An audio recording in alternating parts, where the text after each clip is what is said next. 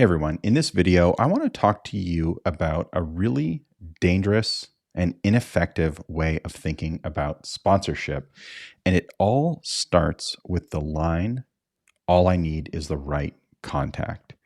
And in this video, I'm going to show you why this belief that all you need is the right contact is actually holding back your sponsorship program. Check it out.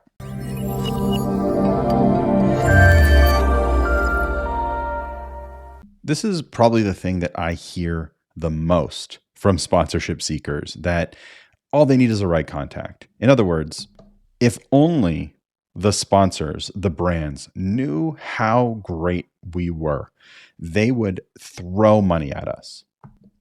Not only is the belief that if the sponsor just knew how great you were, they would give you money, not only is that belief false, but it's actually holding back your sponsorship program. And the point I'm going to make in today's video is that there are certain things that you do need in order to have a good sponsorship opportunity. And yes, the right contact is part of that. But the idea that all you need is the right contact is dangerous. The real issue with the line, all I need is the right contact, is the words, all I need. The issue here, of course, is that if you get the right contact at the wrong time, you will actually damage your sponsorship opportunity. You'll damage your relationship with this potential sponsor. How do I know? Well, let me share with you a story of someone who got the right contact, got in front of a Fortune 500 brand, and as a result, almost lost her job. We'll call her Sarah. Here's what Sarah did. Sarah came to us as a client working for a conference. Sarah had a background in sales, and in particular in real estate sales. Sarah knew how to get in front of the right people. And so Sarah used our templates and our tactics and our strategies to get a prospect at a Fortune 500 company to respond, and in fact, to agree to a meeting. Well, when her boss, the CEO of this company, discovered that Sarah had finally gotten a meeting with this Fortune 500 chief marketing officer, he said, I got to be in this meeting. It's going to be great. So Sarah and her boss, sitting across from the chief marketing officer and their entire team at this Fortune 500 company, said, hey, we've got a pitch for you. Check out our sponsorship package. And the chief marketing officer said, actually, no need to pitch. We don't need to see any of your material. We just have some questions for you. Tell me about your audience. Sarah said, well, they're people who come to our conference, of course. And the CMO said, no, I mean, like, really tell us about your audience. We want to hear all the data, who they are, decision-making authority, coming purchases, past purchases. We don't just want vanity metrics that 1,000 people come to your conference. We want to know detailed information. Sarah froze. She didn't know what to say.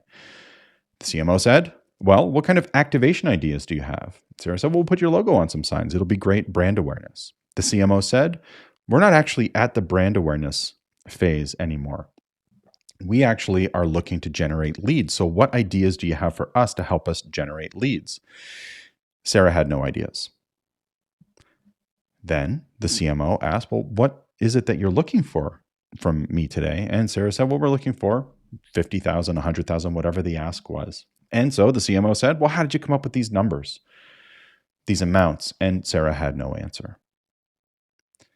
Well, Sarah left with no money and had burned this relationship with this Fortune 500 company. You see, Sarah wrongly believed that if only this company knew how great her opportunity was, they would throw money at her. And she was wrong. The fact is, decision makers didn't become decision makers because they're pushovers or because they're easy to convince. In fact, decision makers are really hard to convince. So just getting in front of them is not sufficient. Unfortunately for Sarah, her CEO was really unimpressed. And it led to a verbal and written warning for Sarah, who almost lost her job. So we received a panicked email from Sarah asking, is there anything we can do to help her salvage this relationship? And of course, at that stage, there isn't. How did Sarah find herself in this position? Because she believed that all she needed was the right contact. Do you need the right contact in order to sell sponsorship? Of course. But that's not all you need. Not even close. So what do you need? Well, what you need are all the things that this chief marketing officer asked Sarah for that she didn't have. Now, she had a great sponsorship package. She had great sales material. She had great vanity metrics, but no one cares about that. They're not looking to put their logos on signs. They're looking to sell product. So what do you actually need, if not just the right contact? Well, first of all, you actually have to have the right opportunity, and you have to be able to describe it in marketing terms. Logos on a sign at a place is not the right opportunity. Sponsorship is nothing more than audience and access to audience. So your opportunity needs to be described as an opportunity for a brand to connect with an audience in meaningful ways. You also need the right audience data. And people who attend our event, people who come to our building, people who visit our website is not audience data. This is vanity metrics at best. What is the right audience data? No less than 25 data points for your audience and at least 3 distinct buyer personas within your macro audience. When a sponsor says, tell me about your audience, you want to be ready to talk for 20 minutes. You shouldn't speak for 20 minutes, but you want to have enough data that you can fill an entire discovery call with how much you know about your audience. You do not want to find yourself in a position claiming that you're going to help some brand get awareness in front of people who like what you do. This is not a strong argument. Sadly, it's the argument that many sponsorship seekers make, and it is indeed the argument that Sarah made that almost cost her her job. The next thing you need are the right activations. Remember, the chief marketing officer asked Sarah, what activations do you have in mind? And Sarah said, we'll put your logo on some signs. This is the wrong answer. What you want to have are experiential marketing opportunities that in sponsorship we call activations. You want to create an amazing experience for your audience, paid for by the sponsor, that generates a measurable outcome for the sponsor. So in the case of this Fortune 500 company who wanted to generate leads, Sarah probably should have said, well, we have an idea for a cool contest or an online giveaway or social media campaign where we're going to get people to give you their contact information. Instead, Sarah said, look at all the logos we can offer you, and we're going to give you an opportunity to give away free samples, and we're going to do an e-blast with your logo on it. This is how Sarah lost the deal.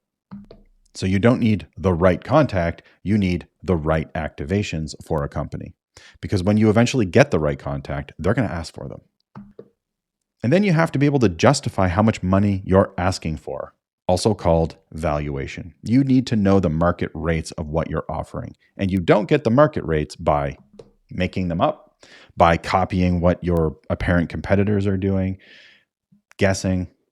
What you need to do is a market valuation. You need to understand what to charge so that when a sponsor says, how'd you come up with these rates? You can say, we did a market valuation and this is the going rate for this particular collection of assets. And then after the deal is complete, you can then use that same valuation to prove return on investment to the sponsor. You do not want to find yourself in the position Sarah found herself in, where the CMO says, tell me how you came up with these values. And Sarah has to say, well, we made them up because we would really like this amount of money. Then you need a real discovery process. Getting in front of the right person, ready to pitch to them and hard sell them, is a great way to guarantee you will make no money in the sponsorship game.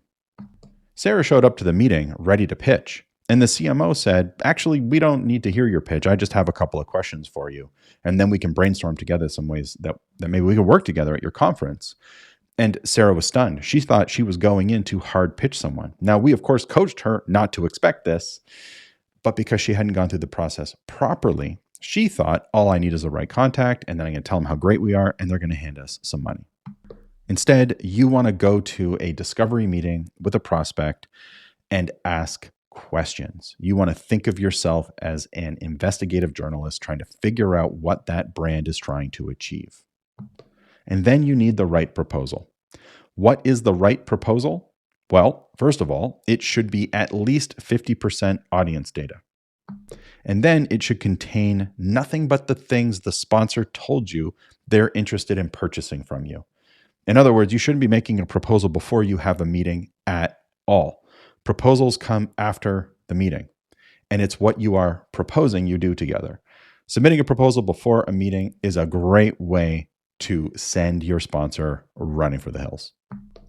And then you need the right renewal strategy. You want to be able to prove return on investment by way of your valuation, and you want to be able to submit a fulfillment report to your sponsors to prove you did what you said you were going to do. Because once you do that, then you can ask the sponsor to come back next year to upgrade their sponsorship or to sign a multi-year agreement. Remember that sponsorship is a discipline. Like accounting, like law, it has its own set of rules, and you need to learn those rules. Sponsorship is not just you finding the right contact and hard selling them on a bunch of logo placement at your next event or naming right or program. Sponsorship is a discipline, and it requires all of the steps that I discussed today in this video. The fact is, you want to build an amazing offer first, something that sponsors feel foolish saying no to. And then, and only then, do you want to engage with sponsors. But if you can't dig into audience data and activations and case studies and media partnerships and a proper valuation, you do not have an amazing offer. You just think you do. And that was Sarah's biggest problem. She really did believe once this sponsor hears how great my opportunity is, they're going to come on board. Unfortunately, this just isn't true. And guess what? Every single sponsorship seeker on earth believes that their opportunity is so incredible that sponsors will just throw money at them if they can just get in front of them. And every single person that believes that is wrong. I would love it if you could drop your key takeaways, your biggest takeaway down below in the comment section. And I would also love it if you hit the thumbs up button, hit the subscribe button, and click the bell icon so that you never miss another video. And remember, the sponsorship proposal does not make the sale. You do. Good luck out there.